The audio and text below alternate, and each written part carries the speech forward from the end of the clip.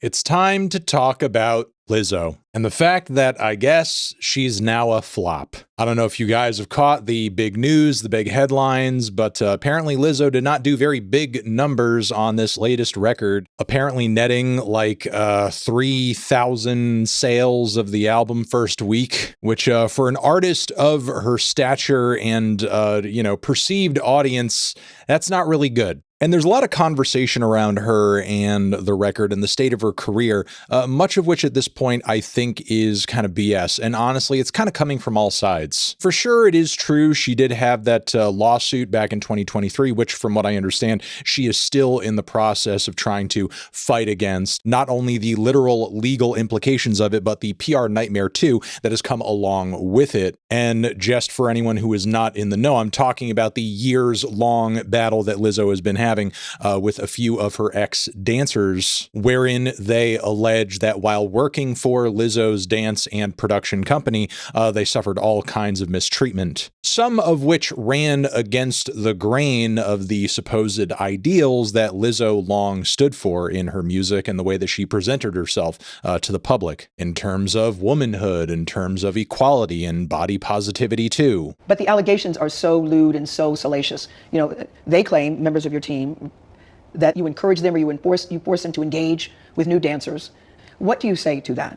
What they allege is not true. And I look forward to it being dismissed. I really do. Could it be that people think because you're the boss, they said, well, we have to do whatever the boss says. Do you think that in their shoes, that's what they were thinking? I don't know what they were thinking. Okay. I really don't. And I couldn't tell you why. You would be prepared, Lizzo, to take the witness stand and testify? Absolutely.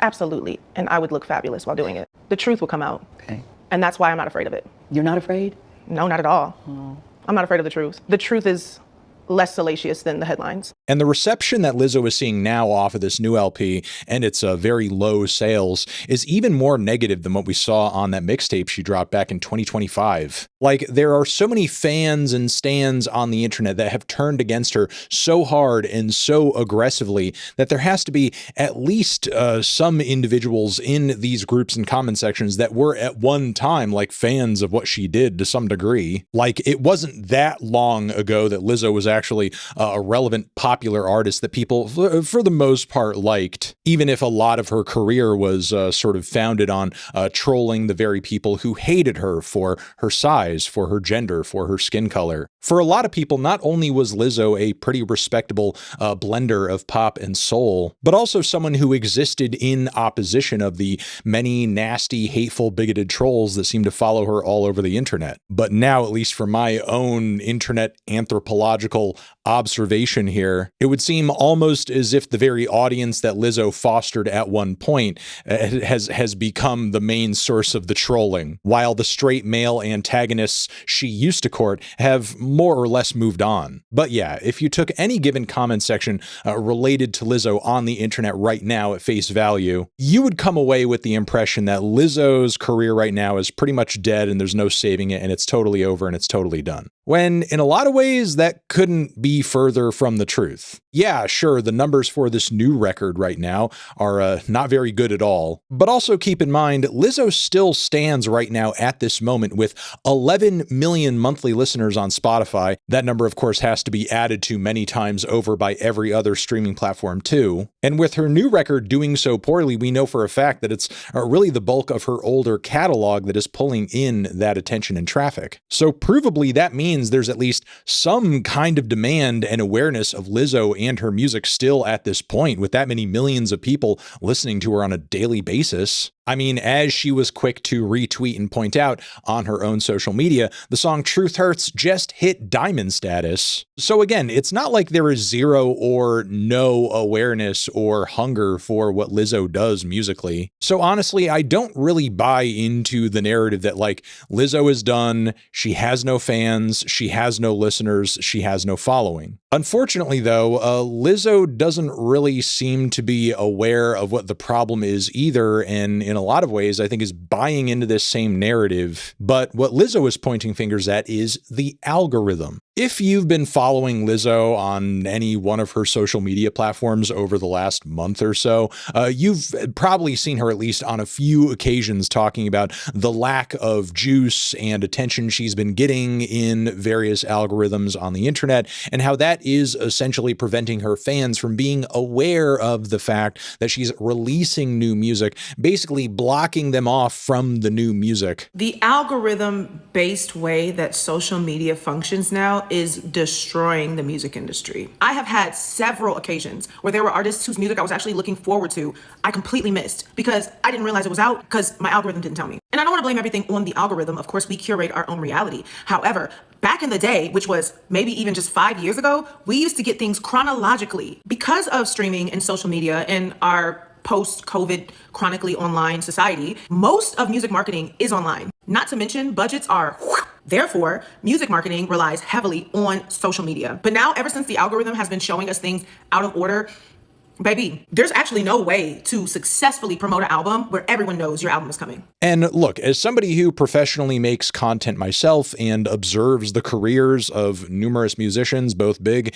and small, on a regular basis, I definitely understand and acknowledge the fact that algorithms are very unforgiving these days in terms of when they will or won't give you attention. No matter what kind of art or content you're making and putting out there on the internet these days, you better engineer that shit to appeal to people instantaneously, or at least like have its finger on the pulse of some broader conversation everybody is involved in, or else it's likely to just get kind of buried and thrown into the memory hole. And that puts musicians who aren't already the topic of conversation at kind of a disadvantage. However, the problem is Lizzo is absolutely not a complete unknown. And when you look at her Twitter and you look at her TikTok, there are actually multiple new videos on there that are racking in millions of views in total. I mean, sure, some of the reactions to many of these posts are pretty brutal and pretty negative and critical. To be honest, after looking at all of these posts, all the likes, all the comments, all the engagement,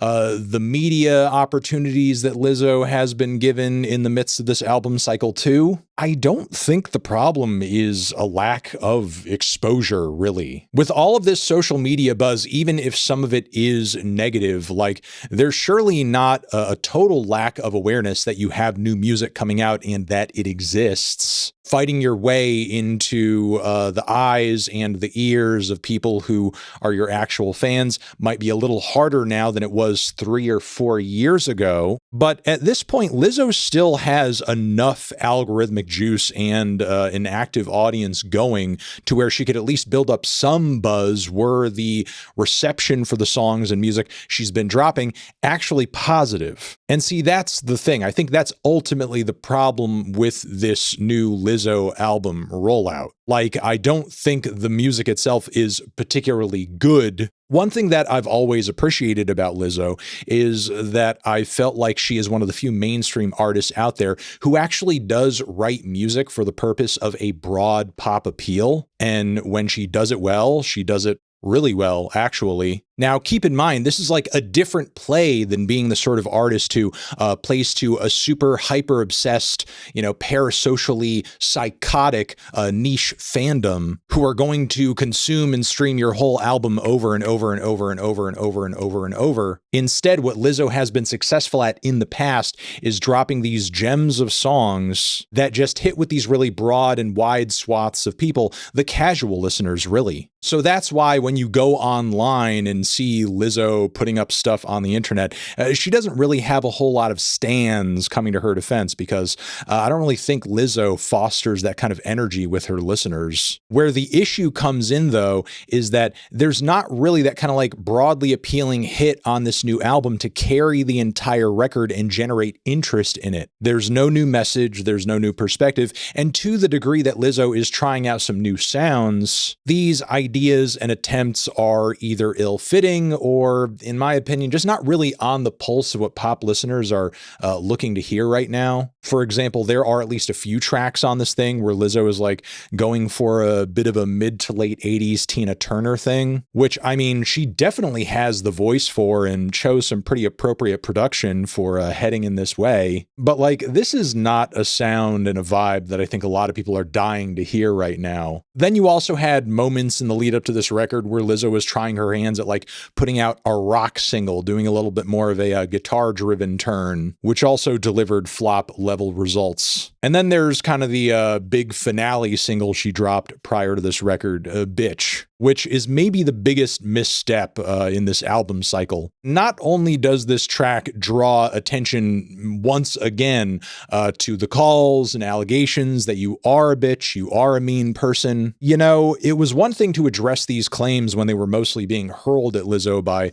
completely irrational haters. But now, since the lawsuit, a lot of these insults have become calls that are coming from within the house. If anything, from a PR perspective, you would think this is like the last label Lizzo would want to embrace right now. Not to mention the fact that she does also interpolate a portion of the song Bitch. I'm a bitch, I'm a Oh wait, hold on. Can I sing that without a copyright problem on this video? Which honestly, I feel like it's such a dead and tacky pop practice at this point in 2026, or at least like a desperate attempt at angling for a hit that should be beneath Lizzo, somebody of her, you know, vocal range and personality. Like, she has enough singing ability and wit and humor to not have to sell a song in that way. And some of the worst tracks on her last album did the same freaking thing, like Girls. Look, again, to sort of sum this whole thing up, no, I don't think Lizzo's career is dead. I don't think Lizzo's over. And I don't think it's really the algorithm that is preventing her from making the kind of connections she wants to make to her fans. Frankly, this record just didn't have a hit on it like her past albums did. Because again, when you listen to Bitch in its entirety, there's no real flow, there's no real cohesion, there's no real overarching theme, there's no real vision to it. Like, the track list runs like a bunch of attempts at doing something that might kind of catch on or go viral, which again is fine if you want to do that. But if that's going to be your approach, you better damn well make sure that you have a song going viral or something in the lead up to the record. And if you don't, then you need to go back into the studio and maybe regroup. Because if the new material isn't hitting, the new material isn't hitting. If Lizzo is suffering from anything right now, honestly, I think it's from being a little out of touch and maybe not knowing exactly what her fan base wants to hear, because her fan base in the past has just been so broad and so casual, and she doesn't have that niche following of psychotic stans who she can look to directly to know exactly what they want to hear, what exactly they want to see her do, and just immediately follow those instructions and then get a banger out of it. I think a lot of her new material has become way too wrapped up in the drama that surrounds her and the various narratives that have been prevailing in the media over the past few years, when the fact of the matter is the casual listeners that have loved those past Lizzo hits that soared the charts not too long ago were never really into her for any of that stuff. And look, I'm not going to completely discount the album entirely. I think there are highlights that are either kind of funny or feature some really good vocal performances, like Whose Hair Is This? But even though I think that song is good, I don't know if it's like, you know, chart topping good. So look, as of right now, Lizzo is not doing too well commercially, but I still think at this point there is something to salvage there in her career. But again, for as long as she continues to blame the algorithm, I fear that she's not going to think that there's any problem with the music itself and that it just needs to get more exposure. And I don't think that's the issue. I don't think the issue is a lack of awareness of Lizzo. We're aware of Lizzo. Look at all the people posting about the record flopping. People know. Let me know what you think in the comments. I'm sure you will. Over here next to my head is another video you can check out. Hit that up, or a link to subscribe to the channel. Anthony Fantano, Lizzo forever.